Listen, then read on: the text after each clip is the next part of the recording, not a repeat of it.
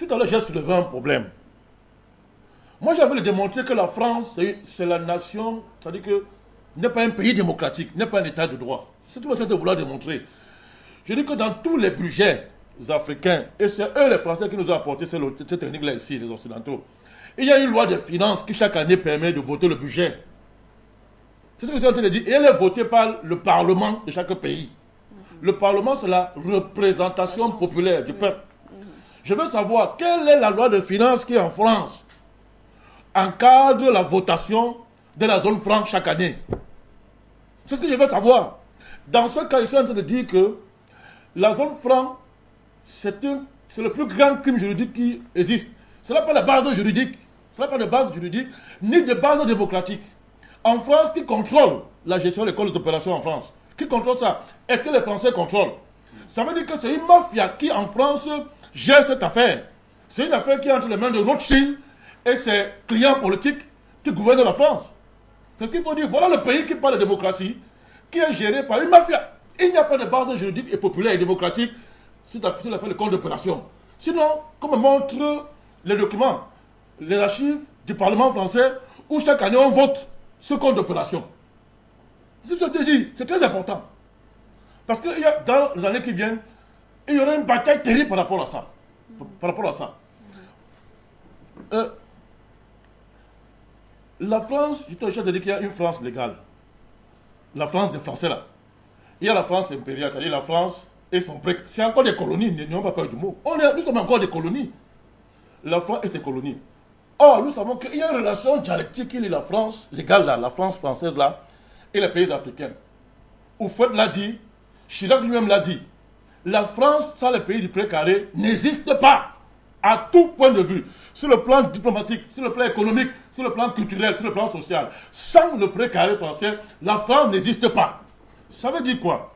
Ça veut dire que si en France, le franc CFA est basé sur un non-droit, ça veut dire que la relation que lie la France et les pays du précaré, c'est un rapport de non-droit. C'est-à-dire quoi? C'est un rapport de violence extrême. Ça veut dire que la question monétaire de la zone franc, c'est un rapport de violence, de meurtre, de génocide monétaire. Il faut comprendre ça. Et ça veut dire, ce n'est pas une affaire de droit. Ce n'est pas une affaire de démocratie. C'est une affaire de violence. C'est-à-dire que quelqu'un décide de prendre par la force ce qui ne lui appartient pas. La question est, le monde entier est composé de gens civilisés entre guillemets. L'Obama, les Cameroun, l'Union européenne, tous ces gens qui se présentent comme le monde civilisé. Moi, je me rappelle pas, sur la question syrienne, l'Union européenne a dit que nous sommes la conscience du monde. Pour justifier l'intervention en Syrie. Nous sommes la conscience du monde. Mais où est cette conscience? Lorsqu'on voit un pays comme la France venir en plein jour, arracher par la violence la plus sauvage ce qui ne lui appartient pas. Un pays comme la France qui vient s'asseoir sur un continent, le monde entier voit, ça veut dire quoi? Ça veut dire que tous ceux dans le monde qui se taisent, les Obama et consorts, sont complètement disqualifiés, disqualifiés pour parler à l'Afrique et aux dirigeants africains. C'est de ça qu'il s'agit. Permettez, Manuela. J'interpelle les juristes africains si on en a. Tout à l'heure, Bénicris a parlé des constitutionnalistes. Mais peut-être lui, là, il va nous sortir de là. Où sont-ils? Où sont les Maurice Kamto? Et les experts juridiques africains, ils sont où? Sauf à vouloir me dire que le droit peut surgir là où il n'y a pas de liberté. Comment est-ce qu'on peut définir ce monstre juridico-politique qu'on appelle zone franc? Ils sont où? Pour aller porter plainte à l'ONU. Au nom des Africains, ces juristes-là, on a vu un Camerounais, Nyamba Legène, porter plainte au FMI.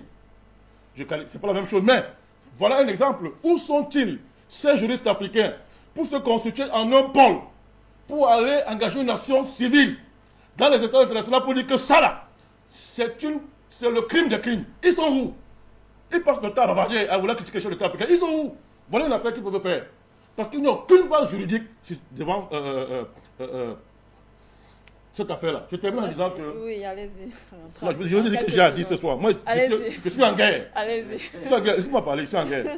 C'est pour dire quoi? Je veux dire que la zone franc, c'est l'exemple parfait du rapport maître-esclave dont parlait Hegel et que Bénécris aime beaucoup convoquer. L'esclave peut s'habiller, il peut manger, prendre l'avion, acheter des voitures, aller dans les mêmes universités que le maître. C'est un esclave. C'est un esclave. Donc, la zone franc, c'est un espace où on fabrique le nègre éternel. Elle dit que quand on dit que tu es un nègre, tu es maudit sur cette terre. C'est la malédiction suprême qu'on t'appelle nègre.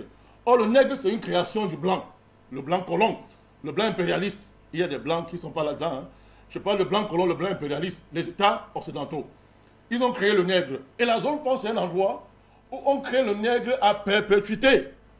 C'est une zone nazie. L'État français, la nation française, c'est une nation qui est dirigée par un État nazi.